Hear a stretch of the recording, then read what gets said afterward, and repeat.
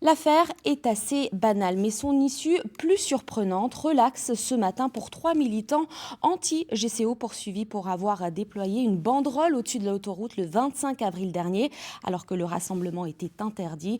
Une relax requise par le ministère public qui avait lui-même engagé les poursuites. Anne-Laure Marie et Xavier Ganet. Des applaudissements pour saluer la relaxe obtenue par les 3 militants anti-GCO poursuivis ce matin par la chambre correctionnelle du tribunal de grande instance de Strasbourg. La relaxe était attendue, elle est absolument méritée et juste, donc effectivement on est très content. Par contre, on n'est pas content de ne pas avoir pu nous exprimer sur le fond du problème environnemental. Le 25 avril dernier, ces militants organisent une action sur les ponts surplombant la 4. Une action habituelle, mais cette fois, un mail est envoyé la veille, en début de soirée, par la mairie de Mundolsheim pour interdire cette manifestation. Les 3 militants étaient donc poursuivis pour non-respect de cette interdiction. Sauf que le ministère public, qui a lancé les poursuites, a reconnu l'irrégularité de l'arrêté municipal et requis la relaxe.